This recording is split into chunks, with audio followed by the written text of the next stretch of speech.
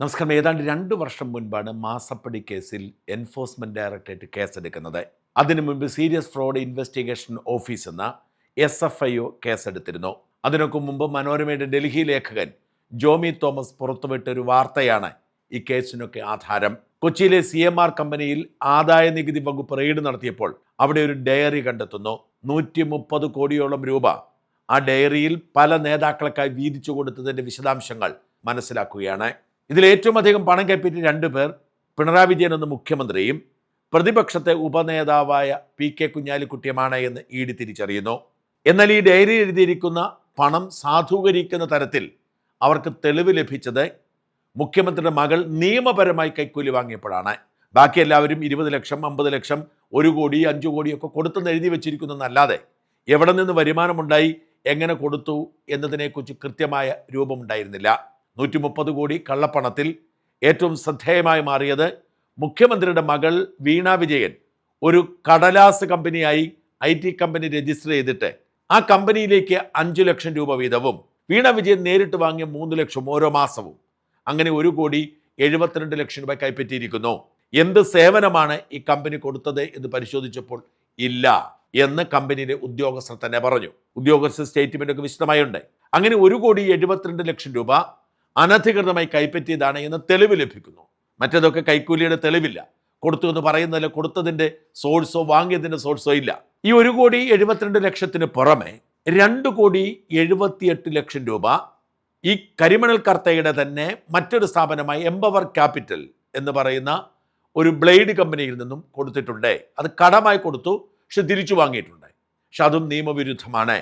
അതുകൊണ്ട് അനധികൃതമായി കൈപ്പറ്റിയ ഈ 1,72 ലക്ഷം രൂപ CMRLന്റെ വരുമാനമായി കണക്കാക്കി അതിന് ടാക്സും പിഴയും ഈടാക്കണം എന്നതായിരുന്നു ഇൻകം ടാക്സ് ഇന്ററിം സെറ്റിൽമെന്റ് ബോർഡിന്റെ വിധി. ഇവിടെ വീണ വിജയൻ പ്രതിയല്ല.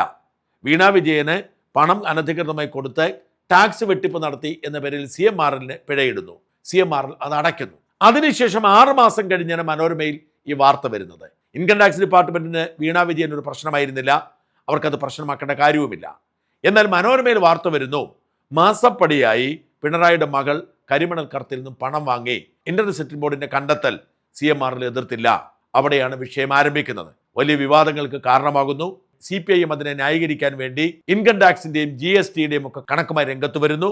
ഇതിനിടയിൽ സമാനമായി പല സ്ഥാപനങ്ങളിൽ നിന്നും മാസപ്പടി വാങ്ങിയിട്ടുണ്ട് വീണ വിജയൻ. അതൊക്കെ പിണറായി ചെയ്തു കൊടുക്കുന്ന സേവനത്തിന്റെ ഭാഗമാണെന്ന് വ്യക്തമാവുന്നു. ഇത് രജിസ്റ്റർ ചെയ്ത് കേസെടുക്കണമെന്ന് ആവശ്യപ്പെട്ട് BJP നേതാവ് ഷോൺ ജോർജ് കോടതിയെ സമീപിക്കുന്നു. ഷോൺ അന്ന് BJP നേതാവല്ല. ഷോണിന്റെ പിതാവിനോട് ചെയ്ത ദ്രോഹത്തിന് പക വീട്ടുന്നു എന്നാണ് പരസ്യമായി പറഞ്ഞിരുന്നതെങ്കിലും ഷോണിന്റെ ഉറ്റ സുഹൃത്തായ കോടിയേരി ബാലകൃഷ്ണന്റെ മകൻ ബിനീഷ് കോടിയേരിക്ക് വേണ്ടിയാണ് ചെയ്തത് എന്നാണ് ഷോണിനെ അറിയാവുന്നവർ പറയുന്നത്. നീണ്ട നിയമ പോരാട്ടത്തിനൊടുവിൽ കോടതിയുടെ അനുമതിയോടുകൂടി SFIO കേസെടുക്കുന്നു. SFIO വിശദമായി പരിശോധിക്കുന്നു, വീണ വിജയനെ ചോദ്യം ചെയ്യുന്നു, തെളിവുകൾ കണ്ടെത്തുന്നു, കുറ്റപത്രം സമർപ്പിക്കുന്നു കൊച്ചിയിലെ പ്രത്യേക കോടതിയിൽ. ഇതിനെതിരെ CMRL കമ്പനി മാത്രമല്ല, സംസ്ഥാന സർക്കാരിന്റെ ഉടമസ്ഥാവകാശത്തിലുള്ള KSIDCയും കേസ് കൊടുക്കുന്നു. KSIDC കേസ് കൊടുക്കാൻ കാരണം KSIDCക്ക് 13.41% ഓഹരി പങ്കാളിത്തം CMRLുണ്ട്. അത് വേറൊരു തട്ടിപ്പാണ്. ഇതിന്റെ പേരിൽ KSIDC ഒരു പ്രതിനിധിയെ CMRL കമ്പനി ഡയറക്ടർ ബോർഡിലേക്ക് വിടും. ഇവിടെ സർക്കാരിന് ശമ്പളം കിട്ടുന്നവരാണ്, അവിടെയും ശമ്പളം വാങ്ങും. മാത്രമല്ല അവർ സർക്കാർ ജോലിയിൽ നിന്ന് വിരമിച്ചു കഴിയുമ്പോൾ CMRLന്റെ ഡയറക്ടർ ബോർഡിലെത്തും.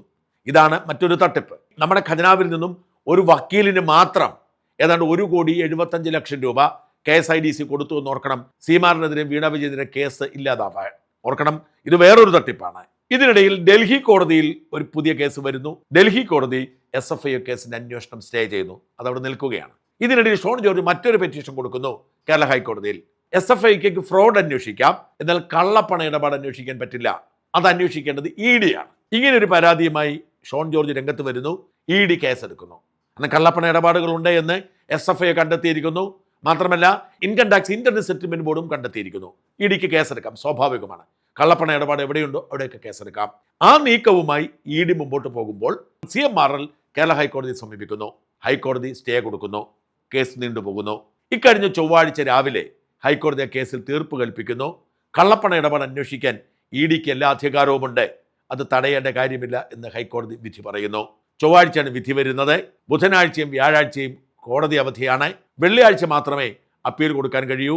CMRL ചോദിക്കുന്നുണ്ട്, ഞങ്ങൾക്കൊരു സാവകാശം, മേൽക്കോടതിയെ സമീപിക്കാനുള്ള സാവകാശം തരണം, അതുവരെ നടപടിയെടുക്കരുത് എന്ന് പറയണം. പക്ഷേ ജസ്റ്റിസ് TR രവിയുടെ ബെഞ്ച് അത് നിഷേധിക്കുന്നു. അപ്പോൾ തന്നെ ഒരുക്കങ്ങൾ ആരംഭിക്കുകയാണ് എൻഫോഴ്സ്മെന്റ് ഡയറക്ടറേറ്റ്. അവർ കാത്തിരിക്കുകയായിരുന്നു. അവർ എല്ലാ നടപടിക്രമങ്ങളും പൂർത്തിയാക്കുന്നു. കൊച്ചിയിലെയും കോഴിക്കോടെയും യൂണിറ്റ് സംയുക്ത ഓപ്പറേഷന് പദ്ധതിയിടുന്നു. റെയ്ഡിന് പോകാൻ വേണ്ടി 20ഓളം ടാക്സി ബുക്ക് ചെയ്യുന്നു. എവിടുന്നോ എന്നൊന്നും പറയുന്നില്ല. ഇവർ 12 ടീമായി തിരിയുന്നു.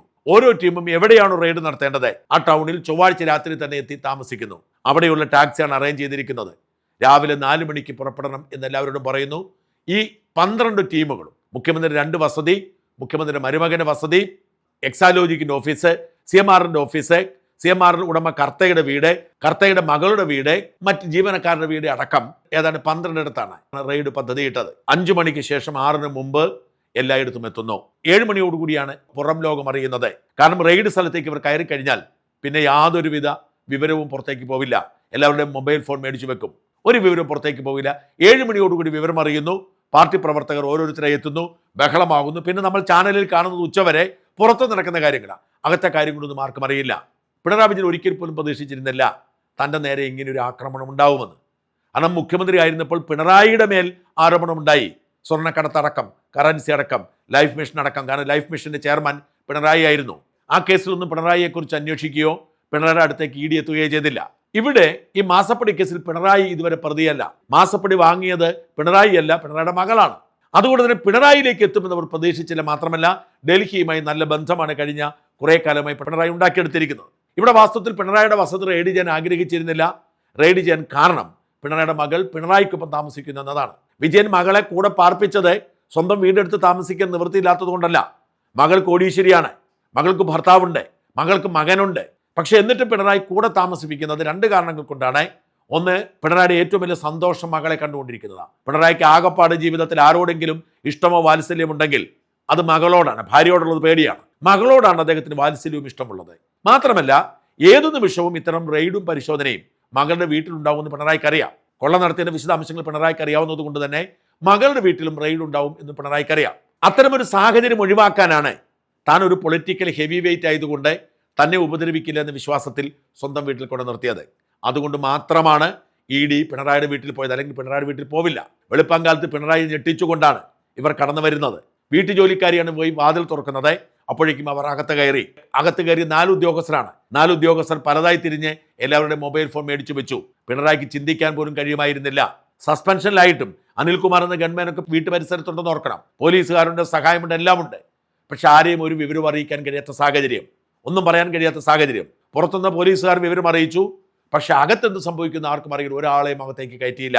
പിണറായിയെ ശല്യം ചെയ്യേണ്ട എന്ന് ഉദ്യോഗസ്ഥർ തീരുമാനിക്കുന്നു. എല്ലാ അലമാരികളും പരിശോധിച്ചു, എല്ലാ മുറികളും പരിശോധിച്ചു. ക്ലിഫേഴ്സിൽ നിന്നും കൊണ്ടുവന്ന് ഒരുപാട് സാധനങ്ങൾ ഒരു മുറിയിൽ കൂട്ടിയിട്ടിരിക്കുകയായിരുന്നു. ആ മുറിയിൽ കയറി മണിക്കൂറുകളാണ് പരിശോധന നടത്തിയത്. നിരവധി രേഖകൾ അവർ കണ്ടെത്തിയെന്നാണ് കൃത്യമായി മനസ്സിലാക്കാൻ കഴിയുന്നത്. പ്രത്യേകിച്ച് പിണറായിയുടെ മകളുടെയും പിണറായിയുടെയും ഒക്കെ നിക്ഷേപ വിവരങ്ങൾ, പലയിടങ്ങളിലും പലതരത്തിൽ നിക്ഷേപങ്ങളുണ്ട്. അതിൻ്റെ എല്ലാ വിശദാംശങ്ങളും കണ്ടെത്തി. ഇവയെല്ലാം അന്വേഷണ സംഘം കസ്റ്റഡിയിലെടുത്ത് മഹസർ തയ്യാറാക്കിയിട്ടുണ്ട്. ഓരോ സംഘത്തിലും സർക്കാർ ഉദ്യോഗസ്ഥരുണ്ടായിരുന്നു മഹസർ സാക്ഷ്യപ്പെടുത്താൻ. അങ്ങനെ നിയമപരമായി എല്ലാ നടപടിക്രമങ്ങളും പൂർത്തിയാക്കിയാണ് ഈ രേഖകൾ വീണ്ടെടുത്തത്. 242 ബാങ്ക് അക്കൗണ്ടുകളാണ് ഇതുമായിട്ട് ബന്ധപ്പെട്ട് മരവിപ്പിച്ചത്. 18 കോടിയിലധികം രൂപ ഈ ബാങ്ക് അക്കൗണ്ടുകളിലുണ്ട്. ഇതിൽ 3 അക്കൗണ്ടുകൾ വീണ വിജയൻ്റെതാണ്. അതിൽ എത്ര രൂപ നിക്ഷേപമുണ്ടെന്ന് വ്യക്തമല്ല. മരവിപ്പിച്ച ഭൂരിപക്ഷം അക്കൗണ്ടുകളും CMRലിൻ്റെയും അവരുടെ അനുബന്ധിച്ച മറ്റ് സ്ഥാപനങ്ങളുടെയും അവരുമായി ബന്ധപ്പെട്ട വ്യക്തികളുടേതുമാണ്. കർത്തയുടെയും മകൻ്റെയും ഒക്കെ വ്യക്തിഗത അക്കൗണ്ടുകളാണ്. ഇതിൽ കിടക്കുന്ന രൂപ ഇനി അനക്കാൻ പറ്റില്ല. അത് അത്രയും പണം അവിടെ കിടക്കും. നിരവധി രേഖകൾ കണ്ടെത്തിയിട്ടുണ്ട്. ഇപ്പോൾ സഖാക്കൾ പറഞ്ഞു പരത്തുന്നത് രേഖയൊന്നുമില്ലെന്ന് എഴുതി കൊടുത്തുന്നു. അത് കണ്ണൂരിലെ വീട്ടിൽ നിന്നൊന്നും കിട്ടിയിട്ടില്ല. കണ്ണൂരിലെ വീട്ടിലൊന്നുമില്ല. ഏതു നിമിഷവും റെയ്ഡ് നടക്കുന്നത് കൊണ്ട് തന്നെ കണ്ണൂരിലെ വീട്ടിൽ ഒന്നും ഉണ്ടായിരുന്നില്ല.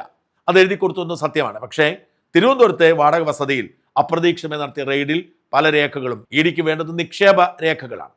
നിക്ഷേപങ്ങൾ എവിടെയുണ്ട്, എവിടെയെല്ലാം ഭൂമി ഇടപാടുകളുണ്ട്, ഇതുണ്ടെങ്കിൽ ഇതിന് സോഴ്സ് കണ്ടെത്താൻ കഴിയും. അത്തരത്തിൽ നിരവധി രേഖകൾ കണ്ടെത്തിയിട്ടുണ്ട്. ഈ രേഖകളൊക്കെ സുരക്ഷിതമായി തന്നെ കൊണ്ടുപോയിട്ടുണ്ട്. വാഹനം തകർത്തതിൻ്റെ ലക്ഷ്യങ്ങളിലൊന്ന് ആ വാഹനത്തിലെ രേഖകൾ പിടിച്ചെടുക്കാനായിരുന്നു. അതിനെന്തായാലും അവർക്ക് സാധിച്ചില്ല. മാത്രമല്ല കലാപമുണ്ടാക്കി രക്തസാക്ഷി സൃഷ്ടിക്കാൻ CPMന് ആഗ്രഹമുണ്ടായിരുന്നു, നടന്നില്ല. അക്ഷരാർത്ഥത്തിൽ പിണറായി വിജയൻ വെള്ളം കുടിച്ചുപോയി എന്നാണ് മനസ്സിലാക്കാൻ കഴിയുന്നത്. പിണറായിക്ക് ഒരിക്കലും ഇത്രയും നിസ്സഹായനായി നിൽക്കേണ്ടി വന്നിട്ടില്ല. നോക്കിയാൽ അപ്പോൾ തന്നെ എന്താണ് ആവശ്യമെന്ന് തിരിച്ചറിയുന്ന പരിചാരകരോടൊപ്പം ജീവിച്ച നേതാവാണ് പിണറായി വിജയൻ. കഴിഞ്ഞ 28 വർഷം അദ്ദേഹത്തിന് തിരിച്ചടികളില്ല, നേട്ടങ്ങൾ മാത്രമേ ഉള്ളൂ. വെട്ടേണ്ടവരെ വെട്ടിയും ഒതുക്കേണ്ടവരെ ഒതുക്കിയും ഒക്കെയാണ് ഈ കസേരയിലെത്തിയത്.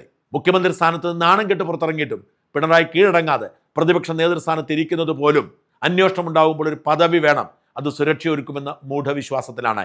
പിണറായിയെ മാറ്റിയിരുത്തിയാണ് മകളെ മണിക്കൂറുകളോളം ഇഡി ചോദ്യം ചെയ്തത്. പിണറായിക്ക് സഹിക്കാൻ പോലും കഴിഞ്ഞില്ല എന്നാണ് അദ്ദേഹം വളരെ അടുപ്പമുള്ള ഒരാൾ എന്നോട് പറഞ്ഞത്. മകളെ മണിക്കൂറുകളോളം മാറി മാറി ചോദ്യം ചെയ്യുന്നു. ഇഡിയുടെ ചോദ്യം ചെയ്യൽ ഒരു മയവുമില്ലാത്ത ചോദ്യം ചെയ്യലാണ്. ഓരോരോ രേഖകൾ കാണിച്ച് അതിൻ്റെ സോഴ്സ് ചോദിക്കുന്നു. അതികഠിനമായ രീതിയിൽ ഇഡി ചോദ്യങ്ങൾ ചോദിക്കുകയാണ്. തൻ്റെ മകളിരുന്ന് വെള്ളം കുടിക്കുന്നത് കണ്ട് പിണറായി നെഞ്ചുപൊട്ടി കരഞ്ഞെന്നാണ് മനസ്സിലാക്കാൻ കഴിയുന്നത്. തൻ്റെ മകളെ അത്രമാത്രം ഇഷ്ടപ്പെടുന്ന പിണറായിക്ക് മകൾ അനുഭവിക്കുന്ന മാനസിക സംഘർഷം താങ്ങാൻ കഴിയുമോ എന്നറിയേണ്ടതുണ്ട്. വീണ വിജയൻ അങ്ങ് രക്ഷപ്പെട്ടില്ല. ഇതേ സമയത്ത് തന്നെ കരിമണൽ കർത്തയുടെ മകനെ ചോദ്യം ചെയ്തിരുന്നു. മകനെയും മണിക്കൂറുകളോളം ചോദ്യം ചെയ്ത് വരട്ടി വലിയ മാനസിക സമ്മർദ്ദത്തിലേക്ക് തള്ളിവിടുന്ന വിധത്തിലാണ് ഈ ഇഡിയുടെ ചോദ്യം ചെയ്യൽ. അവിടെ പറഞ്ഞ വിവരങ്ങളും ഇവിടെ പറഞ്ഞ വിവരങ്ങളും ഇനി ഒത്തു നോക്കണം. എല്ലാ രേഖകളും ഫോറൻസിക് പരിശോധനയ്ക്ക് അയച്ച് തിരിച്ചു കെട്ടണം. ഇതിൻ്റെയൊക്കെ പശ്ചാത്തലത്തിൽ മാത്രമായിരിക്കും തുടർ നടപടി ഉണ്ടാവുക. ഇപ്പോഴത്തെ സൂചനകൾ വ്യക്തമാക്കുന്നത് വീണ വിജയന് ജയിലിൽ പോവേണ്ടി വരുമെന്നാണ്. ഇഡിയുടെ കേസ് മാത്രമാണ് ഇപ്പോൾ ചർച്ചയായിരിക്കുന്നത്. ഇഡി മുമ്പോട്ട് പോകാം അന്വേഷണവുമായി. SFIയുടെ കേസിൽ സ്റ്റേ എപ്പോൾ മാറുന്നുവോ അന്ന് ആ കേസ് അന്വേഷണം മുമ്പോട്ട് പോവാം. ഒപ്പം തന്നെ CBI കേസെടുത്തേക്കും എന്ന തോന്നലുണ്ട്. അല്ലെങ്കിൽ തന്നെ ഇപ്പോഴത്തെ ആക്രമണത്തിന് പേരിൽ CBI കേസെടുക്കാം. എല്ലാ അർത്ഥത്തിലും കേസുകളുടെ പുറകെ നടക്കേണ്ട ഗതികേടിലേക്ക് പിണറായി വിജയൻ്റെ മകൾ മാറുകയാണ്. തൽക്കാലം ഈ ബഹളത്തിൻ്റെ പിന്നാലെ പാർട്ടിക്കാർ ഒത്തുചേർന്നു എന്ന ആശ്വാസം മാത്രമാണ് പിണറായിക്കുള്ളത്. പക്ഷെ വീണ വിജയന് മുമ്പിൽ ഇരുണ്ട ദിനങ്ങളായിരിക്കും. ഇരുമ്പഴികൾ തന്നെയാണ് വീണയെ കാത്തിരിക്കുന്നത് എന്ന് പിണറായിക്ക് ഇന്നലെയെങ്കിലും മനസ്സിലായി കാണുമെന്ന് കരുതാം.